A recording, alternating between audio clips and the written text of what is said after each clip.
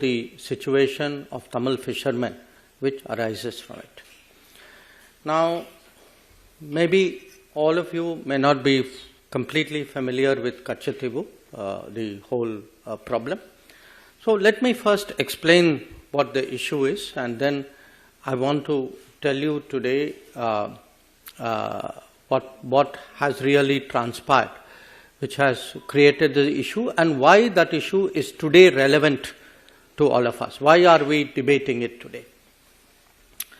In 1974, India and Sri Lanka, in June 1974, concluded an agreement where they drew their maritime boundary. And in drawing the maritime boundary, Katchatheevu was put on the Sri Lankan side of the boundary.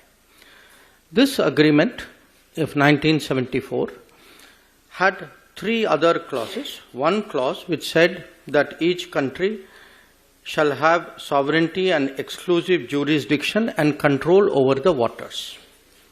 The second clause, Article 5, it gave to Indian fishermen that they will continue to access Katchatheevu as hitherto and will not be required to obtain travel documents. And the third one, that the vessels of India and Sri Lanka will enjoy in each other's waters such rights that they have traditionally enjoyed. So this was the agreement which was reached in 1974 in June. Now when this agreement was presented before Parliament, the then Foreign Minister, Sri Swaran Singh ji, he actually assured the Parliament, and I am reading his words, I feel confident that the agreement demarcating the maritime boundary in the Pork Bay will be considered as fair, just and equitable to both countries.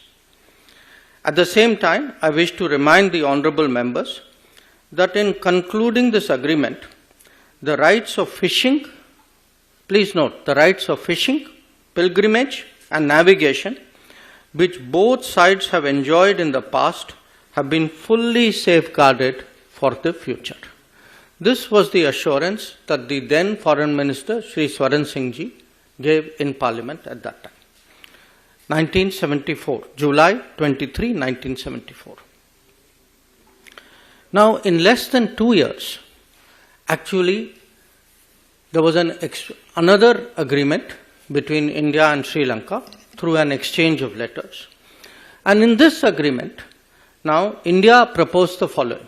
We are talking 1958 and 1960. The main people actually saying, look, we have a case. It may not be 100% case. We don't know where this case may go. But at least we should insist minimum that we should get fishing rights. And as I told you at the beginning, the island was also given away in 1974 and the fishing rights were also given away in 76. And whether in 74 itself, was there any sincere effort to press for fishing rights? I think I'll leave it to you to conclude because 1976 shows otherwise. Now, if this is the situation, you will ask, how did this happen? Now, how did this happen has many aspects to it. One, and perhaps to me the most basic, I would say recurring one, is actually the indifference shown by the central government, by the prime ministers of the day then, about the territory of India. That fact is, they simply did not care. And to demonstrate that, I think if one looks at, again this is there in one of the documents of the released under RTI. This is an observation by the then Prime Minister Jawaharlal Nehru in May of 1961. He says, he writes, I attach no importance at all to this little island and I would have no hesitation in giving up our claim to it. I do not like matters like this pending indefinitely and being raised again and again in Parliament. So, to Pandit Nehru, This was a little island. It had no importance. He saw it as a nuisance. Why are people bringing it up again and again in Parliament? So, for him, the sooner you give it away, the better.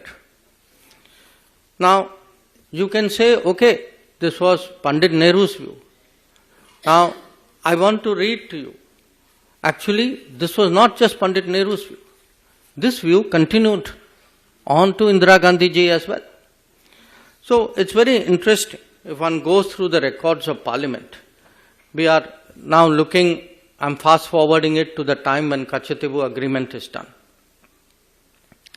There is a member of Parliament called G. Vishwanathan from Tamil Nadu. And he says, this is I'm quoting from Parliament records. We are worried about Diego Garcia, thousands of miles away from Indian territory. But we are not worried about this small island.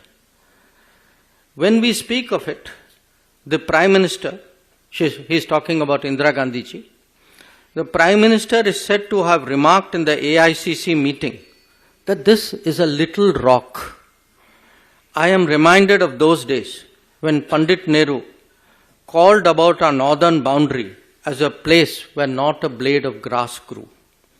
I would like to remind the Prime Minister that after this historic statement by Prime Minister Nehru, Pandit Nehru never regained the confidence of the country.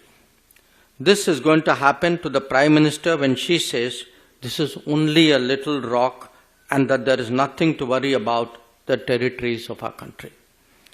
So, as you can see, this is not just one Prime Minister, whether it was Pandit Nehru or whether it was Indira Gandhi.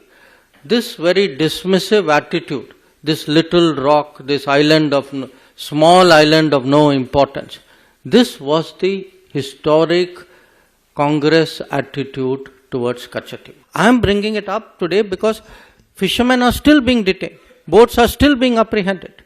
Issue is still being raised in Parliament. But it's being raised in Parliament by two parties who actually did it and say, oh, I had nothing to do with this.